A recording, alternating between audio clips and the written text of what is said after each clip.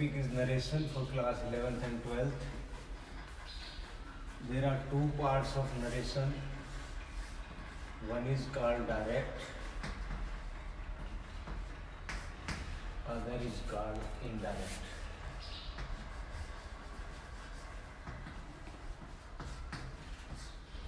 I will tell you about the basic of narration. बहुत से बच्चे नरेशन को देख के घबरा जाते हैं, डरते हैं। डरना नहीं है, इसके अंदर घुसिए, एक एक चीज़ आपको इसमें समझाई जाएगी। नरेशन का अर्थ होता है वृत्तांत या व्याख्यान। नरेशन का वर्ब होती है नरेट, जिसका अर्थ होता है व्याख्यान। नरेटर नाउन, व्याख्यान वृत्तांत करता।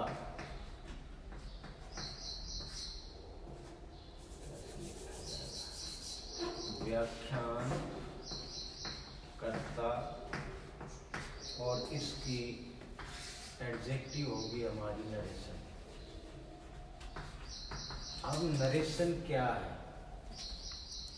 किसी व्यक्ति के कहे गए शब्दों को उसी की भाषा में बताना नरेशन कहलाता है। जैसे आपकी क्लास के अंदर कोई बच्चा है और वो कहता है कि मैंने कल भिंडी की सब्जी खाई थी, और वे ये बात कह के वो हट जाता है। दूसरा बच्चा उसी की भाषा में कहता है कि इसने कहा था मैंने कल भिंडी की सब्जी खाई थी। यही नरेशन है। नरेशन के इसको हम दो पार्ट में डिवाइड करते हैं। जो पहला पार्ट होता है डायरेक्ट स्पीच और सेकंड पार्ट होता है इनडायरेक्ट स्पीच। डायरेक्ट स्पीच का अर्थ होता है जो बातें किसी के द्वारा सीधी कही गई हो, जिसको हम इन्वर्टेड कोमा में रखते हैं। जैसे he said, I played a match yesterday। ये हमारे पास हो गया direct speech. He said, I played a match yesterday। ये डायरेक्ट स्पीच है। इसका इनडायरेक्ट यानी कि दूसरे के द्वारा कहा गया शब्द जो है वो इनडायरेक्ट स्पीच कहलाता है। इसी को हम नरेशन बोलते हैं। अब इसमें दो दो चीजें चेंज करने में आएगी। सबसे पहले तो हमें ये देखना है कि हमारे पास सेंटेंस कितने प्रकार के होते हैं, वो इसमें भी हमने किए थे। सबसे पहला आता है हमारा अफर्मेटिव सेंटेंस, सेकंड आता है इंट्रोगेटिव,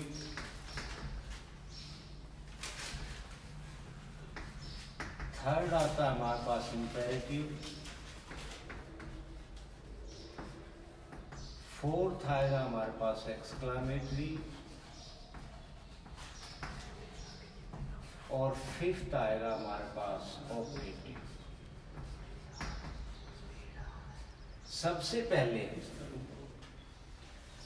एक एक चीज को यहां से हमें समझ के चलना होगा। जरा सा ध्यान देने की बात है, क्योंकि दो दो चीजें इसमें चेंज होती हैं। इसमें हम सेंटेंस में देख रहे हैं कि एक तो हो गया हमारे पास सब्जेक्ट,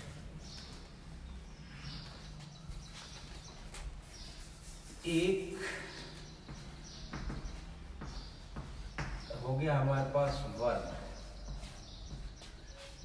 दूसरी तरफ एक सब्जेक्ट ये हो गया, एक ही मेन वर्ब हो गई, ये हमारे पास ऑब्जेक्ट हो गया, यहाँ पे ये ऑब्जेक्ट हो गया, यहाँ पे ये सब्जेक्ट हो गया, ये मेन वर्ब हो गया। अब समझना क्या है सबसे पहले कि दो चीजें चेंज होती है। हमारे पास तीन प्रकार के व्यक्ति होते हैं। Three types of person, first person, second person और थर्ड पर्सन। सबसे पहले हम पर्सन को कैसे चेंज करते हैं वो सीखते हैं, उसके बाद हम वर्ब को कैसे चेंज करते हैं वो सीखेंगे। फर्स्ट पर्सन में हमारे पास होता है आई और वी। सेकंड पर्सन में हमारे पास होता है यू और थर्ड पर्सन में होता है ही, सी, इट और दे। ये हमारे पास तीन प्रकार के व्यक्ति होते हैं। फर्स्ट पर्सन में आई और वी, ये इसका प्लूरल हो गया, ये इसका सिंगुलर हो गया। सेकंड पर्सन में ये सिंगुलर भी होता है, प्लूरल भी होता है। इसमें ये तीनों सिंगुलर और ये प्लूरल सब्जेक्ट होता है। दो चीजें बदली जाएंगी, एक पर्सन और एक वर्ब। तो सबसे पहले हम पर्सन को कैसे चेंज करते हैं वो देख रहे हैं। ये हो गया हमारा सब्जेक्टिव केस, इसका पॉजिटिव केस हो गया हमारे पास माई, इसका ऑब्जेक्टिव केस हो गया मी। ये ऑब्जेक्टिव केस, ये पॉजिटिव केस, इसका ये हमारे पास हो गया पॉजिटिव केस और ये हो गया हमारे पास ऑब्जेक्टिव केस। यू का योर पॉजिटिव केस और यू ही इसका ऑब्जेक्टिव केस। ही का हिज पॉजिटिव केस और हिम ऑब्जेक्टिव केस। सी का हर पॉजिटिव और हर ही इसका हो गया ऑब्जेक्टिव। इट का इट ही पॉजिटिव और इट ही ऑब्जेक्टिव। दे का देयर पॉजिटिव और देम इसका हो गया ऑब्जेक्टिव केस। ये तीन प्रकार के पर्सन हैं। I, my, me, we, our, us, you, your, you, he, his, him, she, her, her, it, they, their, them। ये सब्जेक्ट, ये हमारे पास ऑब्जेक्ट। इस पार्ट को हम बोलेंगे रिपोर्टिंग वर्ब। इन्वर्टेड कोमा के बाहर का जो हिस्सा होता है it is called reporting verb. Inverted coma के अंदर जो पार्ट होता है उसको हम बोलते हैं reported speech.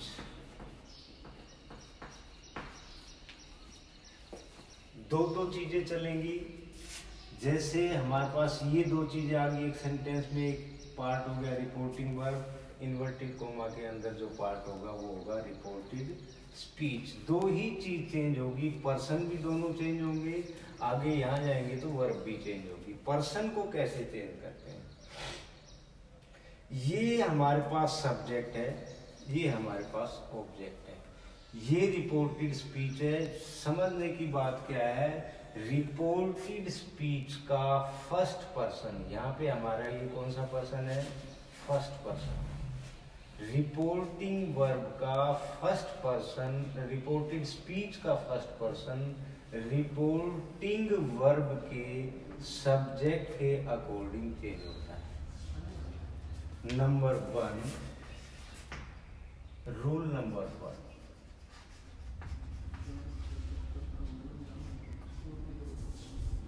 First person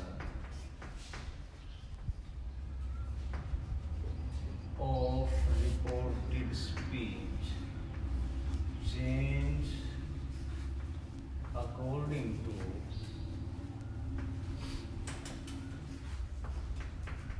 the subject of reporting verb। Reporting verb ये रिपोर्टेड स्पीच ही क्या आया, first person of reported speech, इसका फर्स्ट पर्सन रिपोर्टिंग वर्ब के सब्जेक्ट के अकॉर्डिंग चेंज होता है। Rule number 2, second person of reported speech change according to the object of reporting work। दूसरा rule क्या है हमारे पास कॉमन नियम, रिपोर्टेड स्पीच का सेकंड पर्सन रिपोर्टिंग वर्ब के अकॉर्डिंग चेंज होता है। Rule number 3, third person of reporting speech do not change. अब सीधी सी बात आ गई हमारे पास, यानी कि सिर्फ 9 पार्ट 1 2 3 4 5 6 7 8 9 9 पार्ट रिपोर्टेड स्पीच के चेंज होते हैं और 12 पार्ट जो हमारे ये हैं पर्सन्स के, ये चेंज नहीं होते हैं। ये यदि इनमें से कुछ भी यहाँ पे होगा तो जस्ट लाइक रहेगा, वैसा का वैसा रहेगा जैसा इसमें दिया गया है। अब सबसे पहले हमारे पास कॉमन रूल बना कि रिपोर्टेड स्पीच का फर्स्ट पर्सन रिपोर्टिंग वर्ब के सब्जेक्ट के अनुसार कन्वर्ट होता है। रूल नंबर 2, रिपोर्टेड स्पीच में यदि सेकंड पर्सन है तो रिपोर्टिंग वर्ब के ऑब्जेक्ट के अनुसार चेंज होता है, और third person never change. Third person में हमारा ये आएगा सारा 12 का 12, ये कभी भी चेंज नहीं होते हैं। अब हमारे पास सीधी सी बात आ गई कि हमने जो चेंज करना है वो सिर्फ हमारे पास दिए गए हैं 9, और जो चेंज नहीं करने हैं वो है हमारे पास 12। Third person of reported speech never change, कभी भी चेंज नहीं होता। ये क्यों चेंज नहीं होता है, सब क्वेश्चन क्रिएट होता है यहाँ पे। ये ही समझ जाएगा वो बच्चा नरेशन को करना शुरू कर देगा। अब ये देखिए भाई, हमारे पास जैसे मैंने कहा कि किसी के कहे गए शब्दों को दूसरा कोई व्यक्ति उसी की भाषा में बोलता है, वो ही इनडायरेक्ट स्पीच कहलाता है। अब यहाँ पे उसने मुझसे कहा I played a match yesterday. I कौन सा पर्सन हो गया, फर्स्ट पर्सन। इसको किस में बदल रहे हैं हम, सब्जेक्ट के अकॉर्डिंग। यदि यहाँ पे ही होता ही प्लेड, यदि यहाँ पे होता ही प्लेड तो ये चेंज नहीं होता। क्यों नहीं होता है, क्योंकि इस व्यक्ति को कोई दूसरा व्यक्ति वृतांत कर रहा है, तो यदि उसने यहाँ पे आई यूज कर लिया तो इसका मतलब वो खुद हो गया यहाँ पे, ना कि जो ओरिजिनल व्यक्ति है वो। इसीलिए तीसरे पर्सन को चेंज नहीं किया जाता है, सिर्फ फर्स्ट और सेकंड पर्सन को चेंज करते हैं। अब हमारे पास एक चीज तो आ गई, ये 2 चीजें हमने यहाँ पे बदली हैं। सबसे पहले हमने सीखा सब्जेक्ट कैसे चेंज किया जाएगा, ऑब्जेक्ट कैसे चेंज किया जाएगा। रिपोर्टिंग वर्ब का फर्स्ट पर्सन यदि है, इनमें से यदि है रिपोर्टिंग वर्ब के अंदर 6 में से, तो वो रिपोर्टिंग वर्ब के सब्जेक्ट के अकॉर्डिंग चेंज होता है। यदि रिपोर्टेड स्पीच में सेकंड पर्सन है तो रिपोर्टिंग वर्ब के ऑब्जेक्ट के अनुसार चेंज होता है। एक सवाल हमारे पास, एक चीज़ हमारी ये क्लियर हो गई है। इसके बाद हम दूसरी चीज़ करेंगे जो मैंने बताया, टेंस भी चेंज होते हैं इसके अंदर, पर्सन भी चेंज होते हैं, टेंस भी चेंज होते हैं। अब इस टेंस को कब चेंज करते हैं वो समझने की बात है।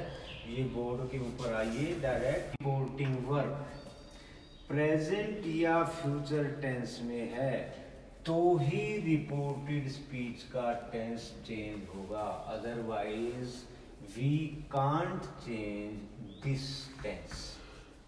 क्या सवाल आया, यदि रिपोर्टिंग वर्ब प्रेजेंट या फ्यूचर इंडेफिनिट में है। प्रेजेंट इंडेफिनिट का अर्थ होता है फर्स्ट फॉर्म और एस या es with the main verb.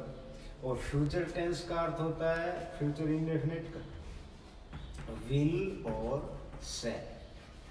यदि इनमें से यहाँ पे है तो अंदर का टेंस चेंज नहीं होगा, और यदि ये सेकंड फॉर्म में है, पास्ट इंडेफिनिट में हमेशा सेकंड फॉर्म आती है, से की सेकंड फॉर्म क्या होती है, सैड। ये यदि पास्ट टेंस में है तो इसका टेंस चेंज होगा। दूसरी इसमें कहानी आती है, टेंस चेंज हो या ना हो, चाहे प्रेजेंट में हो, चाहे पास्ट में हो, चाहे फ्यूचर में हो, पर्सन ऑलवेज चेंज, पर्सन हमेशा बदले जाएंगे। अब हमारे पास ये चीज हमने सीख ली कि रिपोर्टेड स्पीच का पर्सन कैसे चेंज करते हैं। रिपोर्टेड स्पीच में हमने ये सीख लिया कि इसके टेंस को कैसे बदला जाता है। जब हमारा टेंस पास्ट इंडेफिनिट में होगा तो टेंस चेंज होगा, यदि ये प्रेजेंट इंडेफिनिट या फ्यूचर इंडेफिनिट में है तो इसका टेंस चेंज नहीं होगा। अब सवाल उठ जाता है how to change the tense. अब टेंस को चेंज करने के लिए जैसे हमने वॉइस में किया था, हमारे पास टोटल 12 टेंस होते हैं, प्रेजेंट के 4, पास्ट के 4, फ्यूचर के 4, उसमें सिर्फ 8 टेंस की वॉइस चेंज होती है। इसी प्रकार से 8 टेंस की वॉइस, 8 टेंस की ही नरेशन चेंज होती है। ये अब देखिए चार्ट के थ्रू मैं तुम्हें समझाना चाहूँगा। जो चार्ट बना रहा हूँ यहाँ पे, उसके अकॉर्डिंग ही टेंस को चेंज किया जाता है। दोनों तरह से लिखूंगा मैं, indefinite, present continuous,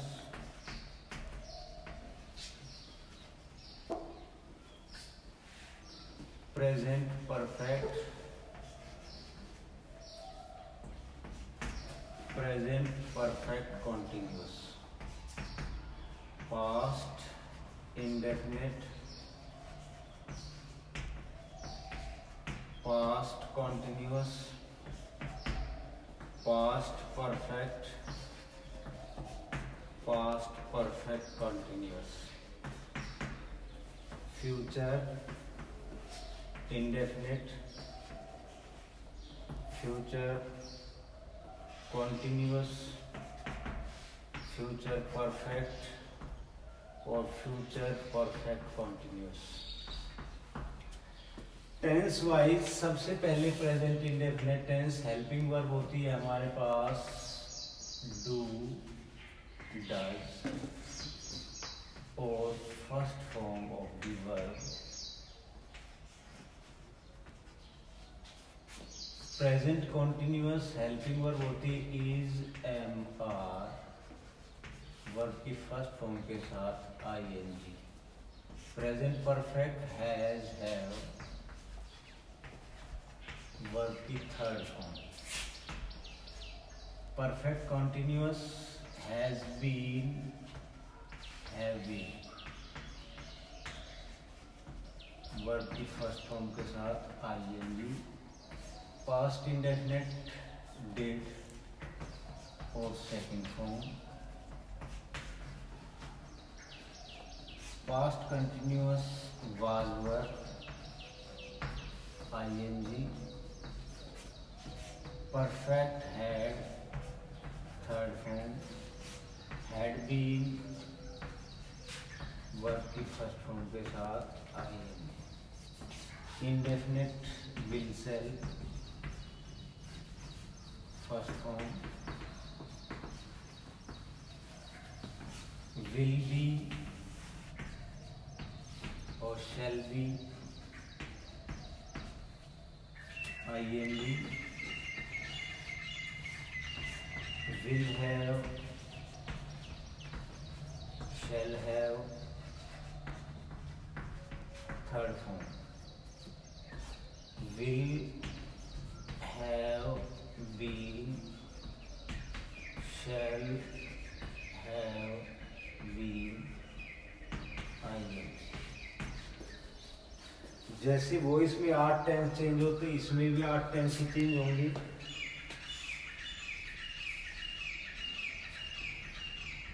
present indefinite, present continuous, present perfect continuous, past indefinite, past continuous, past perfect continuous. Will का वुड और शेल का शुड, इनका छोड़ना है, कोई जिक्र नहीं। कैसे चेंज होती है नरेशन में, टेंस को कैसे चेंज किया जाता है? इफ इट इज गिवन, यानी कि यदि डू डज दिया है या first form of the verb दी है, तो हम इसको कन्वर्ट करते हैं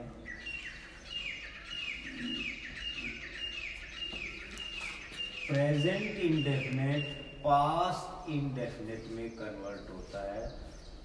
प्रेजेंट कंटिन्यूअस की हेल्पिंग वर्ब होती है इज एम आर, यदि it is given then it is change into it, यानी कि प्रेजेंट कंटिन्यूअस दी हुई है तो वो पास्ट कंटिन्यूअस में कन्वर्ट होती है। Present perfect is given then it is change into present perfect, past perfect. Present perfect past perfect में कन्वर्ट हो जाती है, और present perfect continuous past perfect continuous में कन्वर्ट होती है। ये तो हो गया हमारे पास प्रेजेंट टेंस। प्रेजेंट इंडेफिनिट दिया हुआ है तो पास्ट इंडेफिनिट में, प्रेजेंट कॉन्टिन्यूअस है तो पास्ट कॉन्टिन्यूअस में, प्रेजेंट परफेक्ट दी हुई है तो पास्ट परफेक्ट में, प्रेजेंट परफेक्ट कंटिन्यूअस दी हुई है तो पास्ट परफेक्ट कॉन्टिन्यूअस में। यदि पास्ट इंडेफिनिट दी हुई है then it change into past perfect. Did या सेकंड फॉर्म है तो वो हैड में कन्वर्ट होती है। पास्ट कंटिन्यूअस दी हुई है तो वो पास्ट परफेक्ट कंटिन्यूअस में चेंज होती है। यदि पास्ट परफेक्ट दिया हुआ है तो वो उसी में रह जाएगा। पास्ट परफेक्ट कंटिन्यूअस दिया हुआ है तो वो भी उसी में ही रह जाएगा, दे नेवर चेंज। ये हमारे पास आ गए। ये तो हो गया एक चार्ट, आप बना सकते हो, अपना देख के बना सकते हो। जिसको हेल्पिंग वर्ब हर टेंस की याद है उस बच्चे के लिए इतना मुश्किल भी नहीं। इसको सिंपल लाइन में लिखूं, जो याद करने वाली लाइन है उसमें मैं लिख देता हूँ। जो भी आपकी इच्छा हो उसको वैसे कर सकते हो। जैसे मैंने बताया डू डज और फर्स्ट फॉर्म, ये कन्वर्ट होती है डिड और सेकंड फॉर्म। ये हमारे पास आ गया। इज एम आर कन्वर्ट होती है was verb. Has have convert होगी हमारे पास had. Has been have been convert होगी हैड बीन। डिड और सेकंड फॉर्म कन्वर्ट होगी हमारे पास हैड में। वाज वर्ब कन्वर्ट होगी हमारे पास हैड बीन के अंदर। हैड में ही रहेगा, हैड बीन में ही रहेगा। विल का वुड और शैल का शुड, ये अकॉर्डिंग टू सब्जेक्ट जब हम चेंज करेंगे उसके अकॉर्डिंग ये चेंज हो जाती है। ये याद करने का तरीका है हमारा। 1 2 3 4 5 6 7 8, इसको ऐसे भी याद कर सकते हैं, इसको अपनी हेल्पिंग वर्ब के अकॉर्डिंग भी याद कर सकते हैं। इसको सिंपल भाषा में याद करना है तो हमारे पास ये सीधा सा आ जाएगा। इसमें 2 बातें आती है, do does and did always use into when the sentence is found negative or interrogative। do does और did हमेशा सेंटेंस जब यदि हमारे पास नेगेटिव या इंट्रोगेटिव है तो ही मिलेंगे, अदरवाइज ये फर्स्ट फॉर्म मिलेगी। इसके साथ हो सकता है एस और एस भी मिल जाए। इसको डिड नहीं लगाना है हमने, तो इसको हमने सेकंड फॉर्म में कन्वर्ट करना है। ये हमारे पास है टेंस को चेंज करने का एक वे। कल इनको कैसे बदला जाता है अगले चैप्टर में मैं वो